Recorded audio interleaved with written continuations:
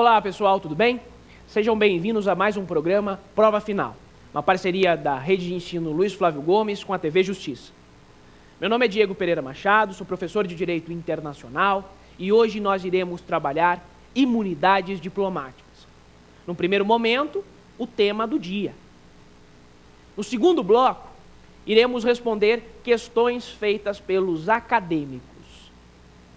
E por fim, iremos solucionar questões de OAB. Não sai daí, porque o tema de hoje é muito interessante e muito importante. Eu conto com vocês, ok?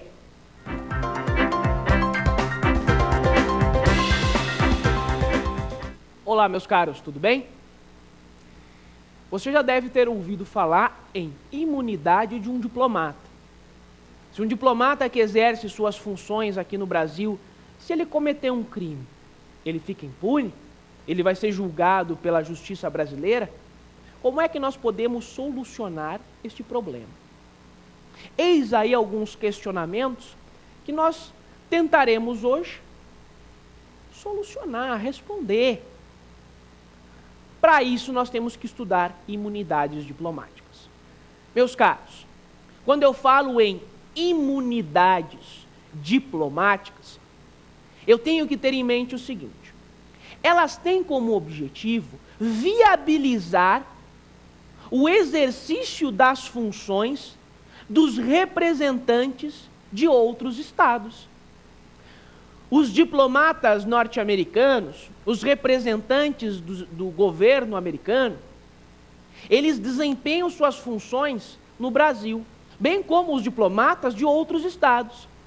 Para viabilizar o exercício de suas funções, para que eles bem representem os seus países em outros países, eles precisam de alguns privilégios. Privilégios de ordem civil, penal, até mesmo fiscal. Esses privilégios são as imunidades diplomáticas. Eles recebem um tratamento diferenciado para que possam exercer suas funções de forma tranquila, independente, para que eles possam representar e defender os seus estados de forma pacífica, tranquila. Para viabilizar essa representação no exterior, para viabilizar o trabalho diplomático no exterior, há necessidade desses privilégios. E esses privilégios de ordem civil, penal, fiscal, são as imunidades. São as imunidades. As imunidades diplomáticas, elas têm como fundamento a reciprocidade. Como assim?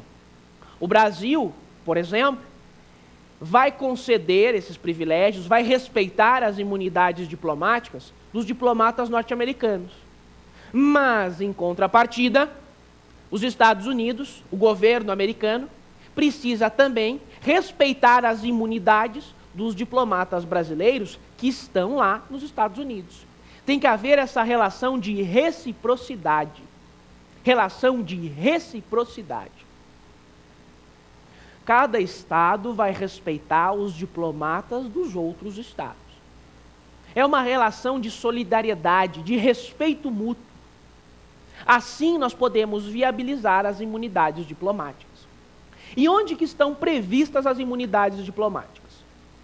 As imunidades diplomáticas estão previstas na Convenção de Viena sobre Relações Diplomáticas de 1961.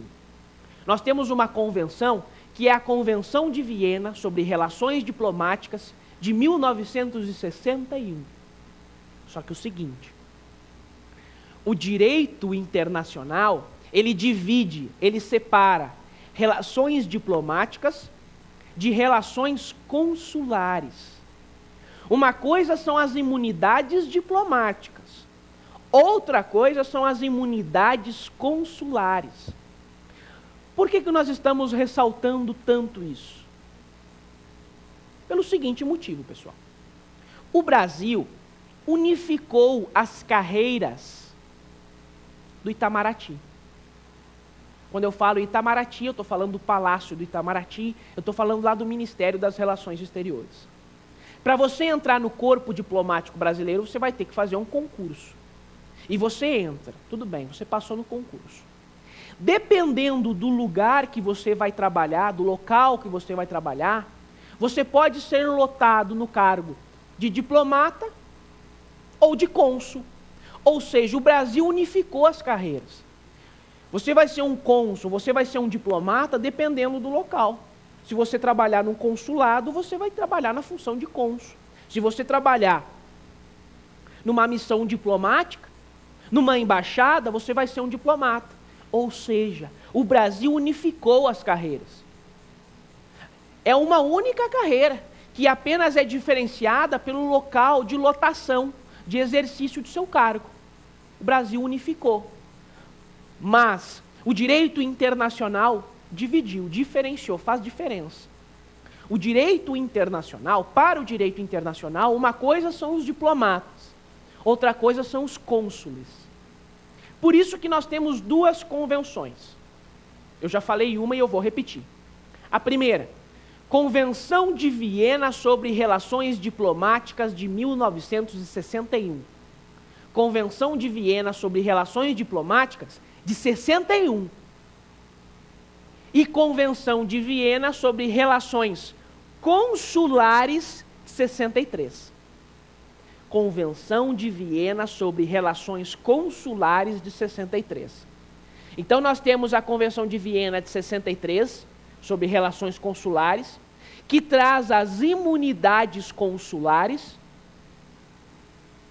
E nós temos a Convenção de Viena sobre relações diplomáticas de 61, que traz as imunidades diplomáticas. E eu já adianto uma distinção, uma diferença entre elas. As imunidades diplomáticas são maiores. As imunidades diplomáticas são maiores que as imunidades consulares. É a primeira diferença básica. Primeiro, são carreiras distintas para o direito internacional. Aqui, ó. Segundo, são tratadas por documentos internacionais diferentes. E terceiro, as imunidades diplomáticas são mais amplas. Há mais privilégios em relação às imunidades consulares. Ok? Tranquilo isso? Esses conceitos básicos, essa distinção inicial? Beleza. O que são as imunidades diplomáticas? Primeira coisa, pessoal, as imunidades diplomáticas, elas se aplicam, esses privilégios se aplicam, protegem todas as pessoas que trabalham em uma missão diplomática. O chefe da missão diplomática, imagina uma embaixada, imagina uma missão diplomática lá no Brasil.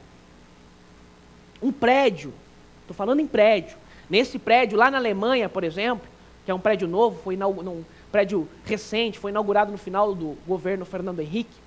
Imagine essa missão diplomática. Tem o chefe da missão diplomática, tem todo o corpo técnico, tem contador, tem tradutor, tem economista. Todos que integram essa missão diplomática têm imunidade diplomática. Eles têm privilégios. E a imunidade diplomática ela é tão forte, tão ampla, que ela protege todos que trabalham na missão diplomática, inclusive seus familiares.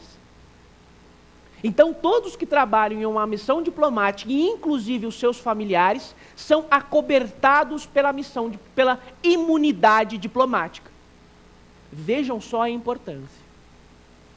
E a imunidade diplomática, ela se resume em privilégios de natureza civil, penal e fiscal. A imunidade, por exemplo, penal, de natureza penal, é absoluta.